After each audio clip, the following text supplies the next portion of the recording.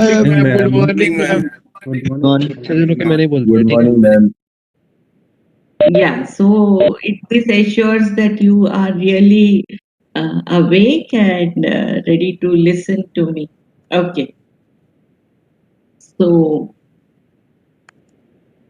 just to just to see what we had discussed earlier, we started with impurities in water and broadly classified the impurities as dissolved impurities, suspended impurities, colloidal impurities, and biological impurities. Okay, and the examples of these. Then we saw that if you use water for industrial purpose, alkalinity and hardness are the most troublesome ones. So alkalinity is caused due to hydroxide carbonate bicarbonate, and hardness is caused due to calcium and magnesium salts. Now, how to determine them, we have seen that if alkalinity is there or hardness is there, how to find it out. But then, if you use water containing such impurities directly in the boiler, then it leads to certain troubles. Okay, so what are the troubles caused due to use of impure water um, inside the boiler? So we saw that uh, the troubles caused are classified as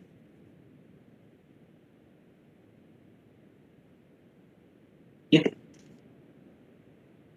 the troubles caused are carryover, which is for priming and foaming. So priming is carrying away of fine water droplets along with the dissolved salts or dissolved material present in it uh, to the other boiler parts before the water droplet could separate out from the steam and go back to the water present in the boiler. Okay, so this happens due to continuous ebullition and very rapid steaming rate. The water droplets are carried away. Foaming is formation of persistent foam. We have seen that these two types of boilers are there. So this is regarding priming and foaming. Now coming to an important part, that is caustic embrittlement. So caustic embrittlement is a type of boiler. Actually, it is a type of corrosion only, but it is termed as embrittlement, caustic embrittlement, because it is specifically occurring due to formation of sodium hydroxide. Okay, so boiler material, like you can see, there is a bend.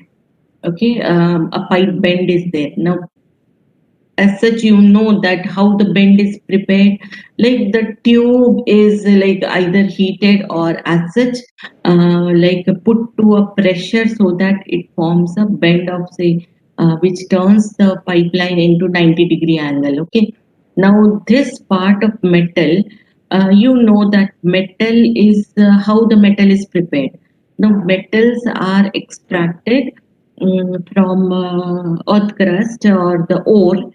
So from the red murum, you go for concentration of iron and then finally put it into the blast furnace for smelting and reduction. So you get liquid molten metal and slag. So you separate them, and then the metal is cast into like this, maybe termed as pig or cast iron. Then it is put like some certain concentration of chromium and carbon is maintained, and you can call it as stainless steel. Okay, and then you prepare articles out of it, like tubes, hose, pipe, sheets, number of things. Now, when the molten metal is cast, the molten metal will have certain grains and grain boundaries. Grains means when the metal is solidifying, like liquid molten metal is solidifying, it will start nucleation, and around the nucleus, the atoms of iron will arrange themselves, and you will find that this is a microscopic structure, grain and grain boundaries. Now, what happens when you apply certain pressure and bend the pipe, the grains at this position, if they are whatever are there, finds a little bit more of stress. Now, due to more of stress, it happens that this stressed part starts behaving anodic. Okay, so it is always this stressed part where the grains are like moving apart. You just imagine something, you are stretching it, and somewhere the inner edge will be compressed.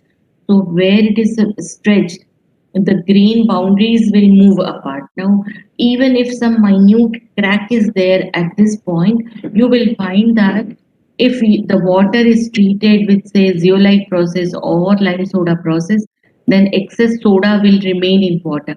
Now, this excess soda will hydrolyze to form NaOH. Now, this NaOH will go and penetrate into the minute crack or the stressed part. The moment it starts going there and depositing there, it starts forming a galvanic cell. The grain boundary starts behaving like an anode, and the grain center starts behaving like a cathode. And it leads to like the formation of a crevice or crack, and that goes on intensifying, and the grain boundary is so attacked that the whole grain is completely dislodged into the water. So this is how mostly like a localized intense attack takes place. So you will not find attack taking place at the other part, but the attack is at this part only, where more of stress is there, and the grains have moved apart due to like it has been stretched, so they move apart.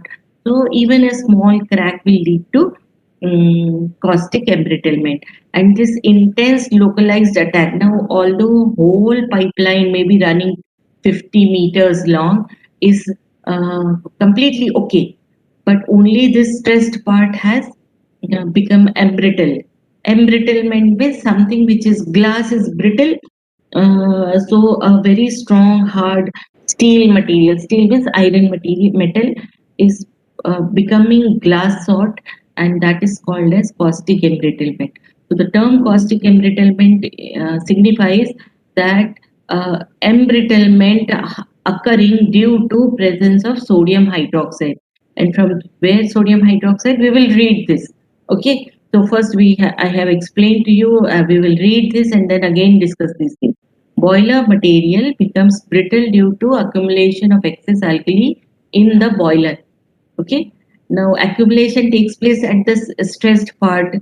A form of stress corrosion taking place in boiler operating at stress and intergranular both should be written here. In boiler operating at high temperature and pressure caused by high alkalinity of water in the boiler. So initially there won't be any alkalinity in water.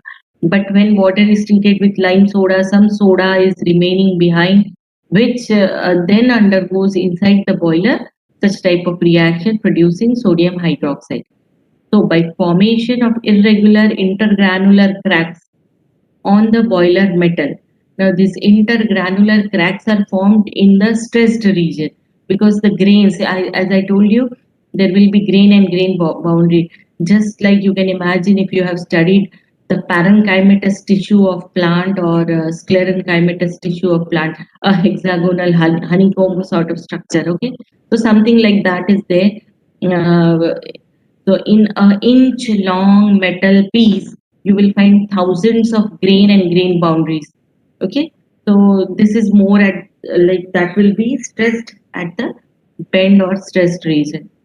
So by formation of irregular intergranular cracks on the boiler metal, particularly at those places which are under stress, such as rivet, joints, and bends, with the result that the metal plate becomes brittle. When water is softened by lime and soda process, the excess sodium carbonate undergoes decomposition in high pressure boiler, leading to formation of NaOH. So this NaOH makes water alkaline. The alkaline water penetrates into the minute cracks and crevices between the rivets and joints by capillary action. Inside the cracks, the water evaporates and concentration of NaOH increases. Solid NaOH goes on depositing in these cracks. So if you take a microscope, then you can observe the surface of this metal. NaOH concentration increases because you see this is being heated, so the metal from outside is red, like very hot. So inside, when the water penetrates inside the crack, H2O forms H2O water vapor, and that moves out. and what remains behind in contact with this metal is solid NaOH. Okay, so on these sites, due to poor circulation of water, NaOH remains there. NaOH attacks the iron in boiler material, converting it to sodium ferroate, Na2FeO2. A small quantity of sodium ferrite is also formed. So, along with sodium ferrite is also forming NaFeO2. So Fe plus twice NaOH, that is hydroxide mostly, it gives formation of Na2FeO2 plus H2 gas. Then Na2FeO2 plus 4H2O gives 6 NaOH. Again NaOH is forming and Fe3O4. So the Fe has been leached out. Now this will also form H2 gas. Then this NaOH which is formed, like you can see here, it was twice NaOH. Now it is it is the equivalent quantity of NaOH which is being released. Okay, so you can actually balance these things. If you are writing 3 here, you can balance and maintain the thing. Okay, so if 6 are being utilized, 6 are being formed, and then this will lead to formation of again 6. If again this Fe will be coming out as ferric oxide, and this NaOH is still formed. So every time this NaOH will go on reacting and attacking the iron, taking out iron from the grain boundaries. Now I told you how the grain boundary, when all the grain boundary is eaten away, the grain center will be dislodged into the water. So it will remain suspended in the water. So that is how caustic embrittlement. The formation of a concentration cell is there due to caustic embrittlement. Now, why a concentration cell should form? You know what is the meaning of concentration cell. Now, at one part, there is very high concentration of sodium hydroxide. So, iron at bend rivet joint stressed areas, then concentrated NaOH solution. The double line indicates a salt bridge. Dilute, there is no salt bridge. The whole system works automatically as a concentration cell.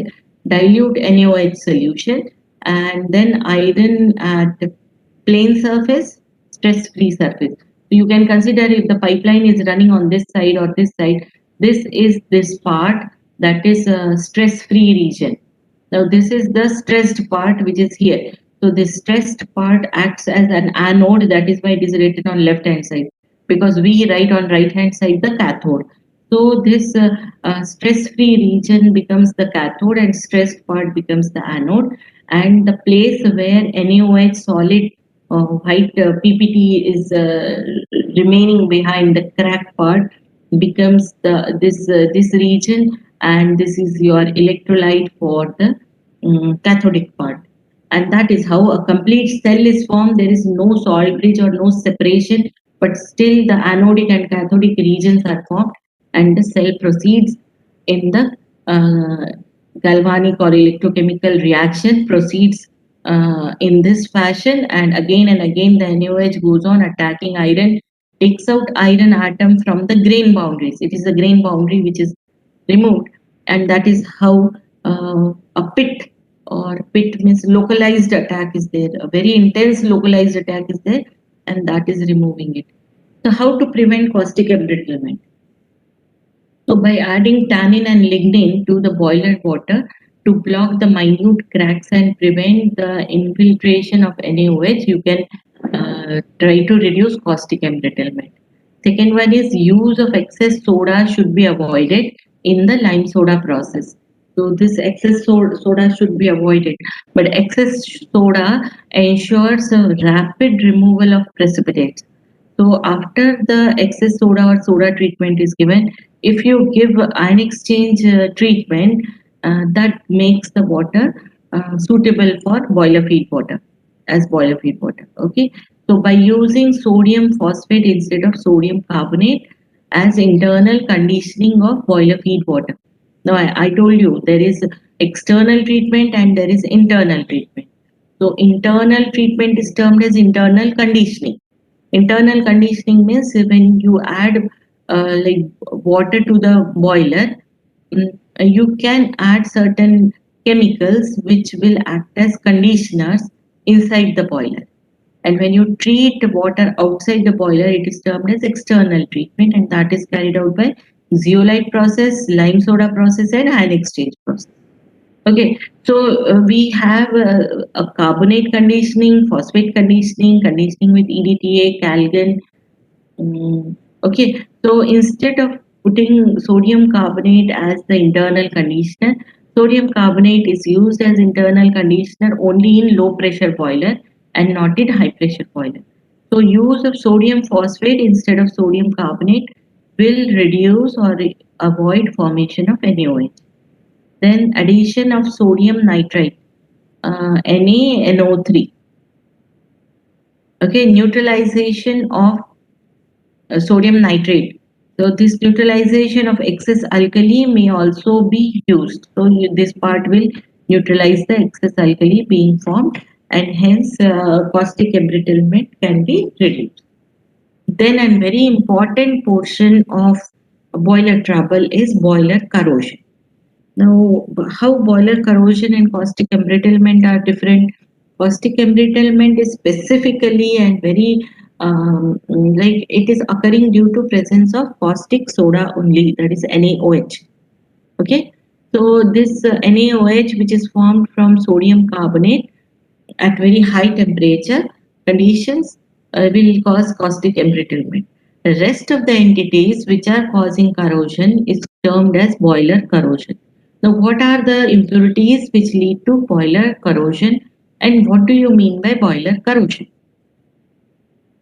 So, decay or disintegration of boiler material by chemical or electrochemical attack of the contents of water or the impurities present in water is termed as boiler corrosion. Okay. Now, boiler corrosion generally occurs due to presence of free acid in water or presence of dissolved gases like oxygen, carbon dioxide, etc. in water, or acid generated by the hydrolysis of some salts like magnesium chloride or formation of a galvanic cell. So these are some of the reason why a galvanic cell will form, and why the boiler will undergo corrosion. Then free acids can be removed by neutralization with appropriate alkali. A suitable strength of alkali is chosen, and this alkali is like treated dropwise. You add like you take 1 liter sample and dropwise add this, or with the help of a burette, you can find out how much alkali of what strength, of a higher strength or lower strength, is required to neutralize the acidity. And then depending on that, then water can be added with the alkali on a large scale. Then presence of dissolved gases. The presence of dissolved gases is very troublesome. And we know that dissolved oxygen is present to a level of 8 milligrams per liter at room temperature. So this is the dissolved molecular oxygen which is present in water, leads to like the growth of aquatic flora and fauna, because they consume this dissolved molecular oxygen for their metabolism and ATP generation or like oxidation of food material, carbohydrates and all. Okay, so dissolved oxygen is the very important key component of water which leads to corrosion. So water normally contains 8 ppm. So this is at high temperature. The dissolved oxygen reacts with iron to form uh, iron of the boiler to form ferric oxide, that is rust. So Fe plus H2O plus O2 gives FeOH twice. Once the FeOH twice is formed, means iron has been leached out and now it is forming a precipitate. This FeOH twice further reacts with oxygen, forming Fe2O3 twice H2O, which is termed as rust, and a downward arrow is shown to show that it is a precipitate. Now the iron from the metal or the tube, pipe, hose, sheet has been taken out and now it is suspended as rust uh, uh, precipitate. Okay, so dissolved oxygen in feed water for low pressure boiler should be less than 0.05 ppm, and for a high pressure boiler it should be actually 0 or less than 0.01 ppm. Okay, so for high pressure boiler, this 8 ppm at room temperature should be brought less than 0.01. So we need to give some treatment to this dissolved oxygen. So how to remove dissolved oxygen? The removal of dissolved oxygen is by mechanical deaerations, that is by spraying water over preheated perforated plates stacked in a tower. So the removal of dissolved oxygen is ensured by applying high pressure, high temperature and vacuum. A suction pump is applied. So the gas will be coming out at on these perforated plates. Second method is sodium sulfite or sodium sulfide, suitable for low pressure, that is 650 psi up to 650 pounds per square inch. The boilers which are operating at a pressure of 650 pounds per square inch can be subjected with this. But the drawback of this particular method is it is incorporating total dissolved solids. So this sodium sulfite or sodium sulfide, both are increasing the total dissolved solids, but oxygen is removed. So it is seen that this is how Na2SO3 with O2 gives Na2SO4, and Na2S plus twice O2 it gives Na2SO4. Now may decompose at high temperature forming corrosive sulfurous acid may also happen. So adding a reducing agent like hydrazine, NH2, NH2 or N2H4. If you add N2H4, this is the best material or best method for treating uh, water for removal of dissolved oxygen. So, adding hydrazine do not produce any salt, but rather produces this is hydrazine plus oxygen. It produces an inert gas like N2 and the most suitable water which goes into the water. So there is no increase in the dissolved solids like in the earlier case. Here we saw that the total dissolved solid increases because this remains in water as dissolved solid. Here this is a gas and this is a liquid and both in pure form. So this is removed in inert form and this remains in water. So this is the most suitable chemical which can be used for fuller removal of dissolved oxygen. Second advantage is the molecular weight of hydrazine and oxygen is same. So if you say that there is 7 ppm of oxygen, you can add 7 ppm of hydrazine and treat millions and gallons of water and make it free from dissolved oxygen or reduce the percentage of dissolved oxygen. Now note that the excess of hydrazine should not be used as it decomposes to give ammonia NH3. So excess of hydrazine should not be used. Things are clear. These are very important part. Whole of boiler troubles is important. Okay, then dissolved carbon dioxide. Now dissolved carbon dioxide CO2 gas is also one of the corrosive agent because it will lead to pitting corrosion. Okay, now first of all, how CO2 is formed? If this magnesium bicarbonate and calcium bicarbonate, what type of trouble it is causing? Does it cause alkalinity or hardness? Yes, anyone? Hardness. Hardness. It does not cause alkalinity. These two salts.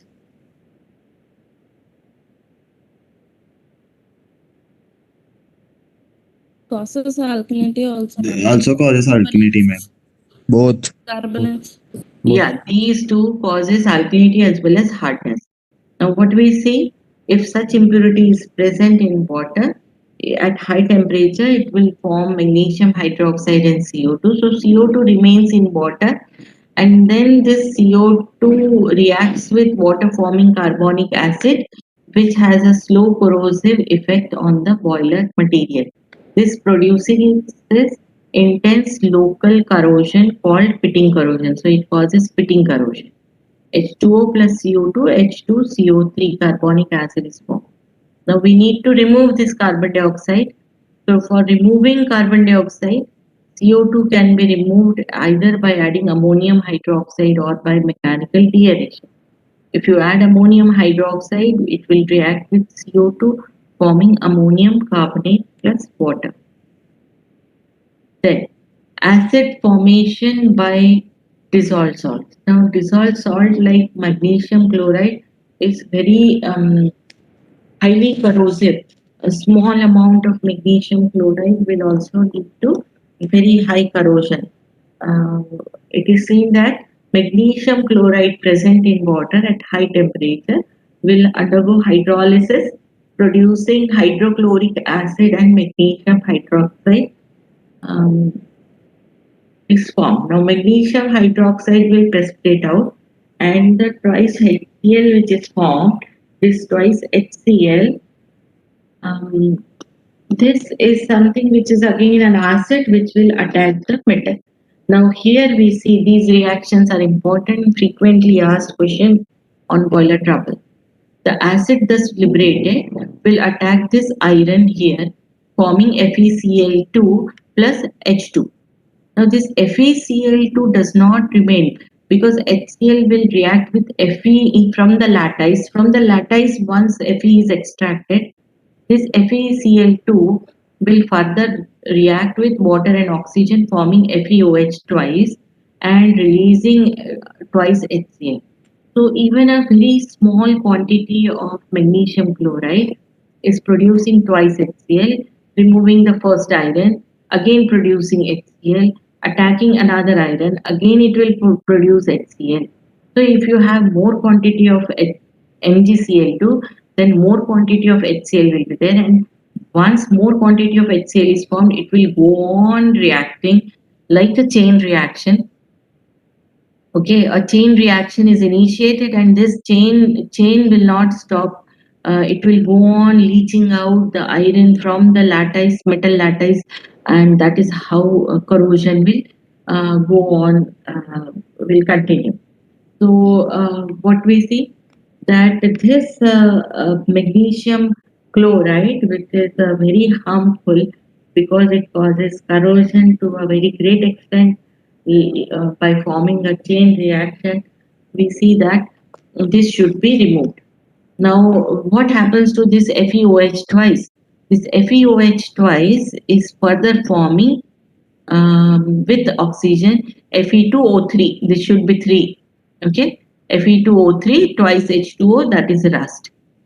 Now, prevention. Boiler corrosion by acid formation can be prevented by removing completely magnesium chloride and calcium chloride from water using ion exchange resin. So, what all very small quantity traces of magnesium chloride which remains should be removed by ion exchange resin.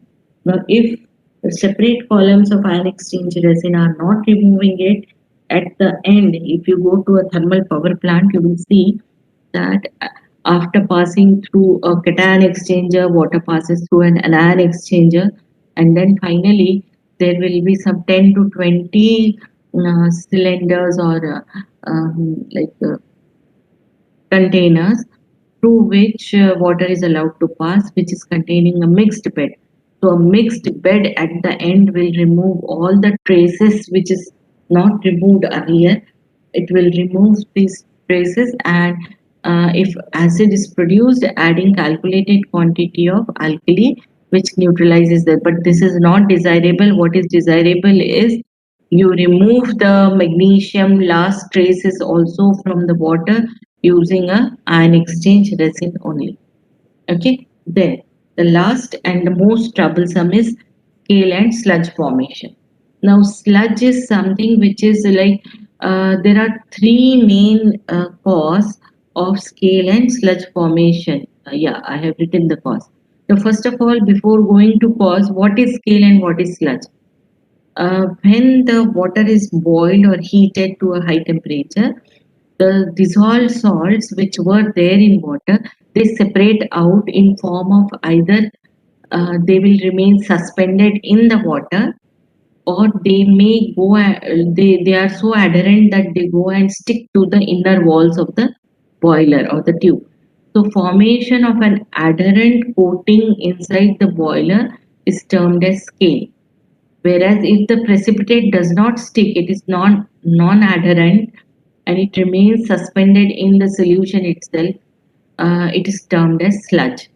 So water evaporates continuously inside the boiler and the concentration of dissolved salts increases gradually.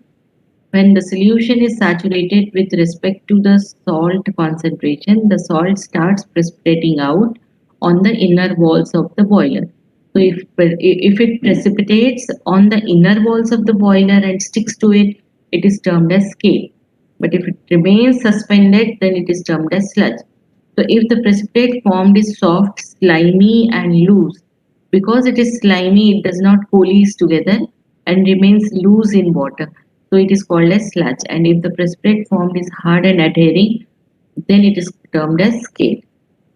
A cause is firstly presence of calcium bicarbonate and magnesium bicarbonate, which leads to formation of calcium carbonate precipitate and magnesium hydroxide precipitate inside the boiler. And they may stick, they may remain suspended as sludge.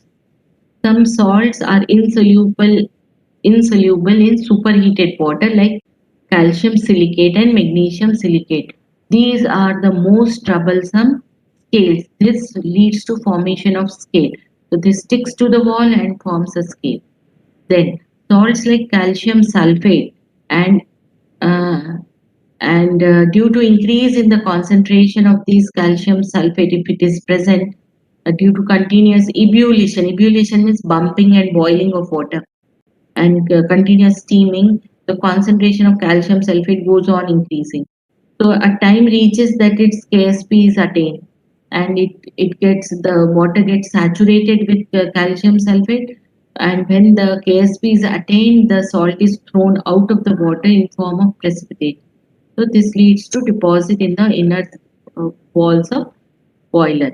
So that is scale forming. So there are three reasons for which a scale will form. Then coming to sludge. Sludge is soft, slimy and loose precipitate formed in the inside the boiler, and it generally goes and uh, it is found or seen in the cooler, comparatively cooler part of the boiler.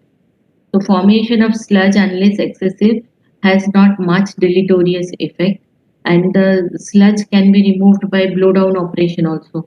So you put off the boiler and you can just pack like you wash it out or flush it out, it will be removed. Then formation of sludge.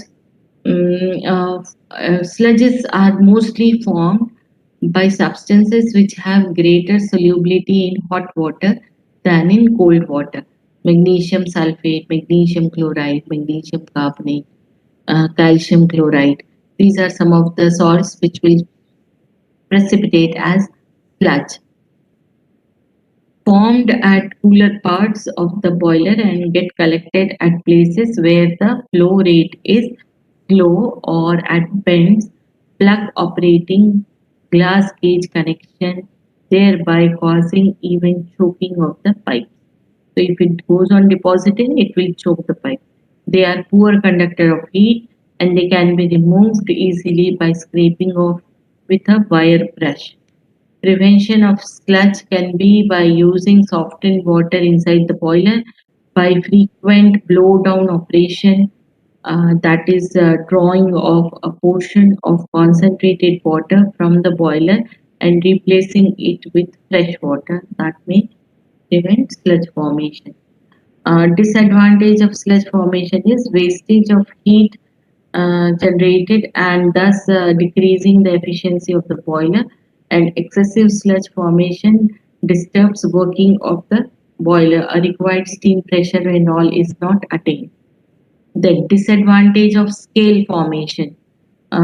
Disadvantage of scale formation is wastage of fuel because this scale goes and deposits on the inner walls, and this is a bad conductor of heat.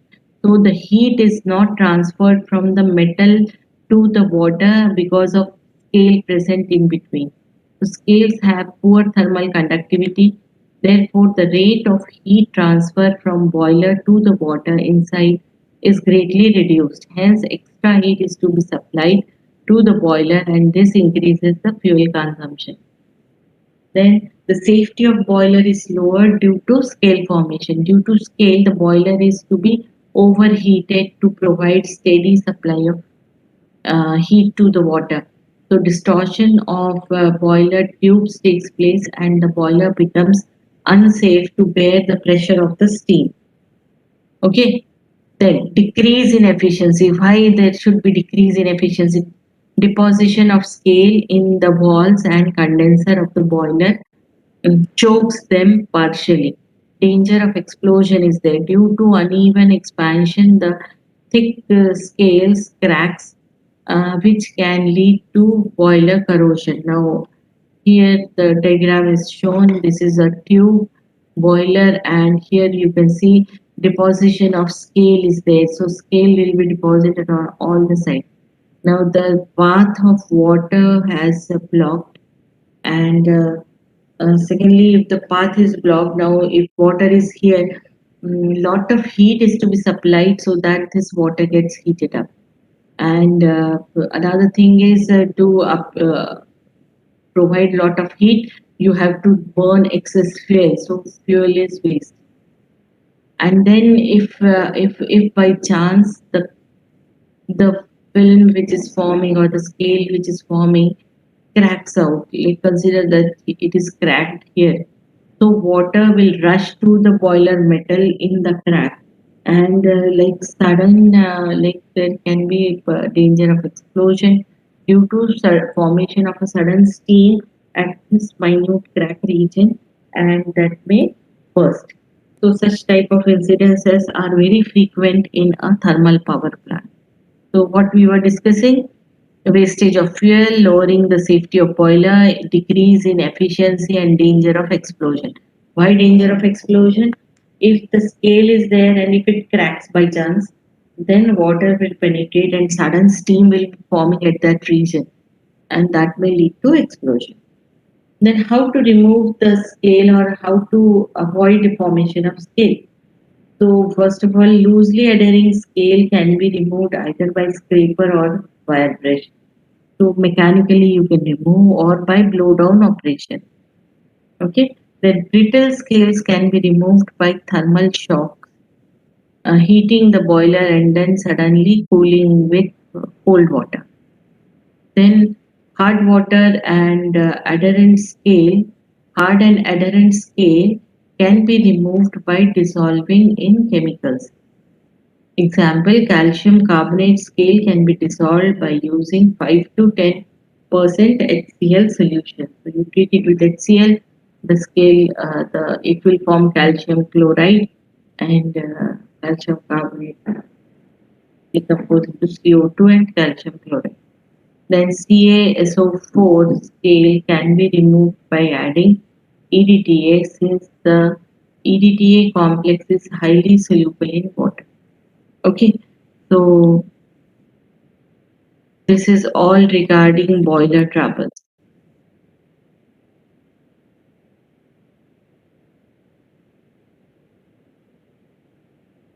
Things are clear?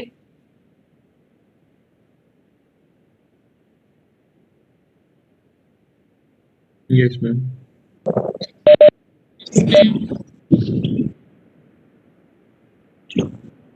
Okay, so what we have discussed in boiler troubles, first of all, there are four type of boiler trouble: priming and foaming, caustic embrittlement, boiler corrosion, scale and sludge formation. Now, priming and foaming is caused due to presence of organic matter, high total dissolved solids, certain oils which lead to foaming property, and total dissolved solids is the leading priming.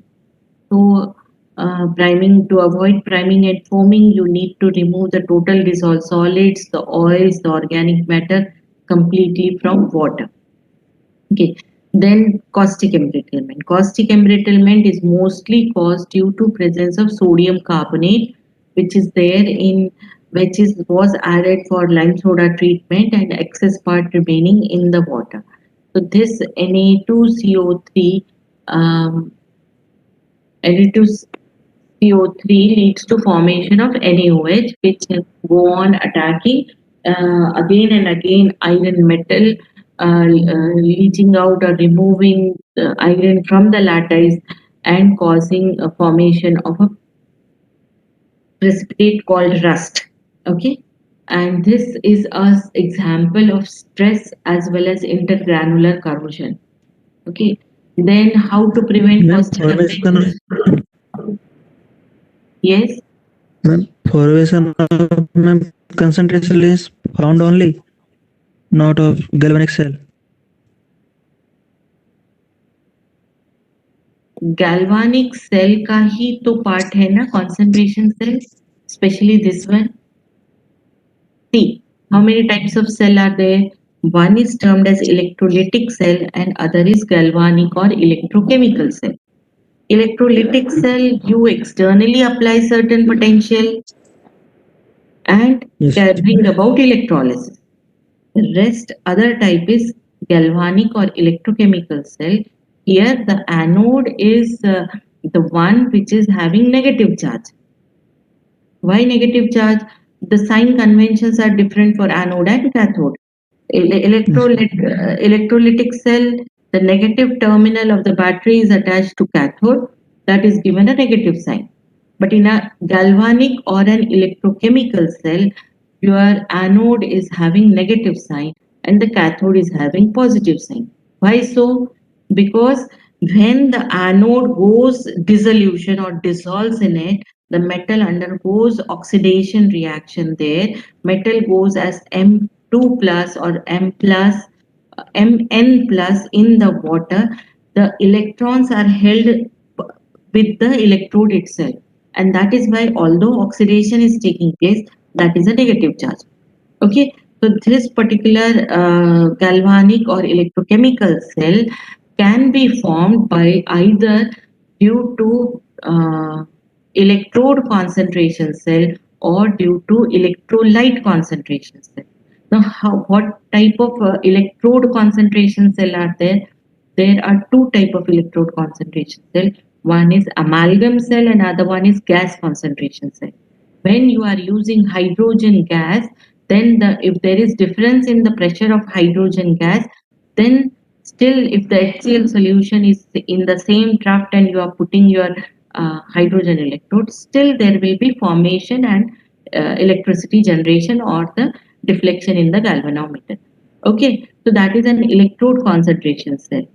Is it not an electrochemical cell? Yes, it is a galvanic or electrochemical. Concentration cell are type of galvanic or electrochemical cell. Another type is you have like you may be having same zinc or copper electrode placed in two different concentration of different concentration electrolytes. So that is termed as electrolyte concentration cell. Okay, so these are all galvanic cell or electrochemical cell working spontaneously on their own due to difference in the charge at one plate and another plate. Now there is no dissimilar metal on this. I am saying that this is all iron metal. Still there is formation of cathodic and anodic area. The straight part behaves cathodic, the stressed part behaves anodic. The moment cathode anode areas are formed, it will start behaving like a galvanic cell and corrosion will take place. Things are clear? Clear. Okay. So we saw caustic embrittlement. Measures to remove caustic embrittlement is use of tannin and lignin. Actually, tannin and lignin, if you use in excess quantity, it will lead to formation of froth and priming and foaming will increase.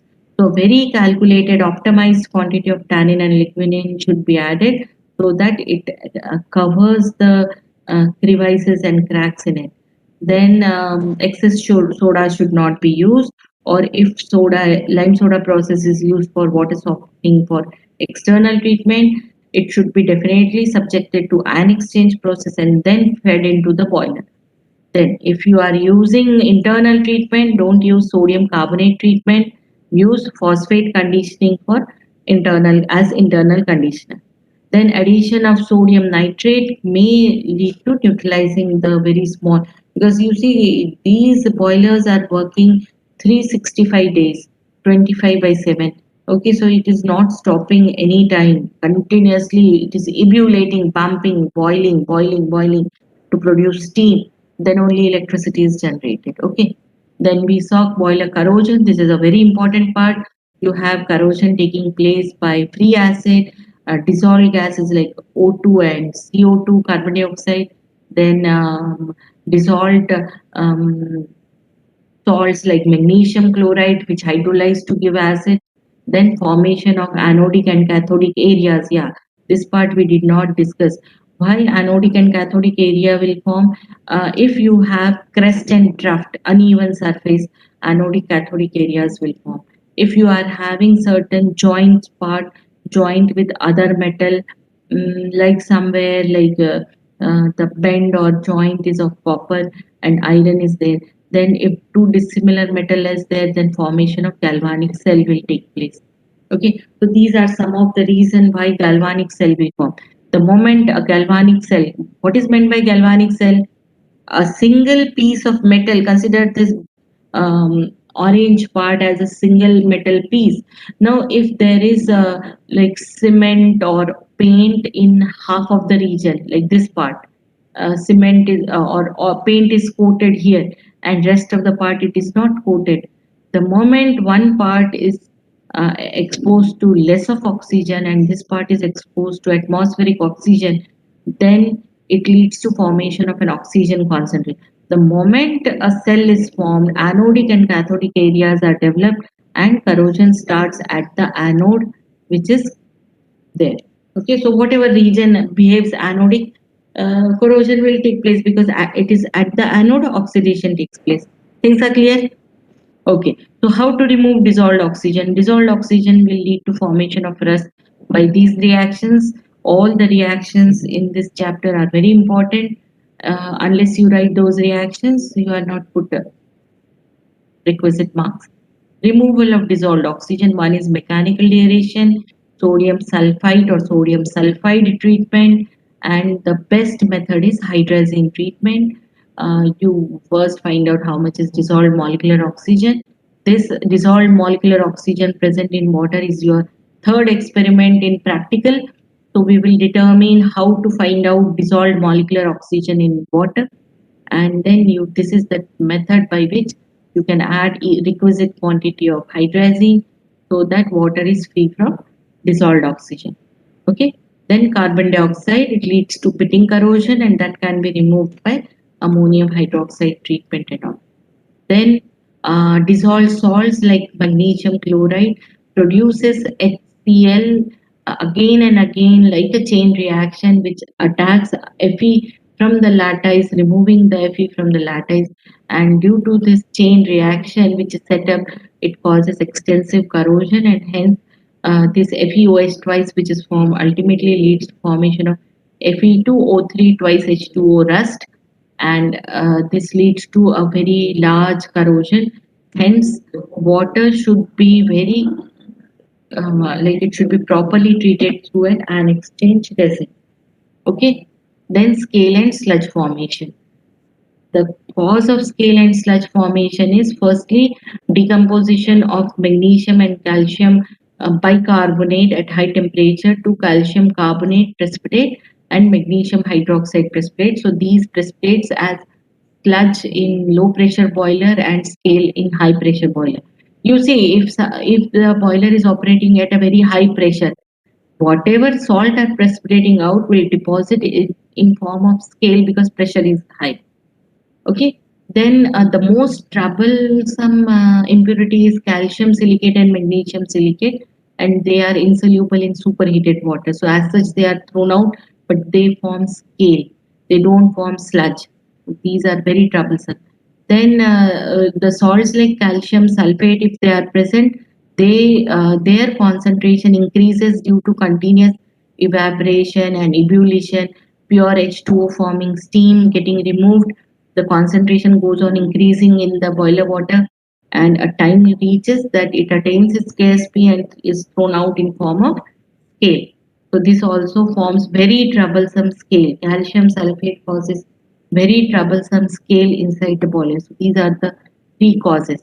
So the scale deposit on the inner walls like this, and sludge remains, which is loose and slimy, does not stick to the wall and remains in the comparatively cooler part of the boiler, and that can be removed by the blowdown operation. Things are clear? Okay, then disadvantages of scale and sludge formation and how to remove them. So how to remove them, did we discuss this? Loosely adhering scale can be removed by a scraper or wire brush or blowdown operation, but brittle scales can be removed by shocks. Thermal shock means you heat the boiler and then suddenly add very cold water into it. So due to expansion and contraction of the boiler tubes or boiler metal, the expansion coefficient of scale is different and that of metal is different. So that may lead to cracking of the scale, and then once it is cracked, then you can just put a brush around it and that can be removed. Then hard and adherent scales can be removed by dissolving in chemicals like 5 to 10% HCl. But this is possible only when your scale is very thick and the HCl will not come in contact with this iron metal. Otherwise, the HCl will corrode the iron metal here. Okay, so that care has to be taken. Then calcium sulfate scale can be removed by adding EDTA, since calcium EDTA complex is highly water soluble. Okay, so soluble in water. So this EDTA can form complex with calcium or remove calcium from the scale which is formed, and that is how. But this is a slow process, requiring more of time. The EDTA solution has to be left in the container and the boiler. So if thin scales are there, that can be removed by EDTA. Okay, so these are some of the methods by which you can remove. So last year, the next lecture was taken on 12th of December. So we will start the next part, treatment of boiler feed water, tomorrow morning 10 a.m. So today we will stop here. Things are clear? Are the things clear to all of you? Yes. Yes, ma'am. Today we have completed boiler troubles. Tomorrow we will start with external treatment. The external treatment is lime soda process, zeolite process, and ion exchange process. So first, lime soda process is very big. You have number of numericals on 1, 2, 3, all the three. So the numerical part is big, and weightage to the whole water treatment chapter is more compared to other chapters present in your syllabus.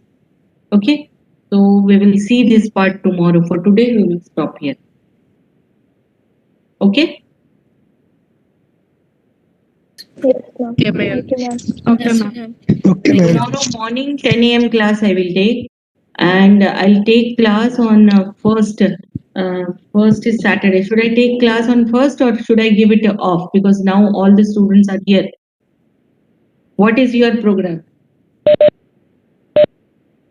And is it possible that X3 batch join today with my, like I have a batch Z1 today at 4 p.m. So is it possible for you to join X3 students? Ma'am, we have social science also, ma'am. Social science.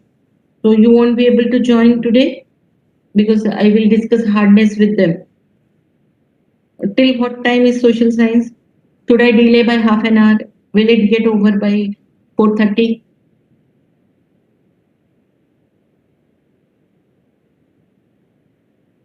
Ma'am, we don't know if the social science is for X3 or not. We'll confirm it and then say it to you on WhatsApp. Okay. So by what time you will let me know, because then I'll send you the link of जो Z1 batch की link है, that I'll send you. See, if you are attending the class today with Z1 batch, I will not engage. Then tomorrow afternoon you will be free for your preparations for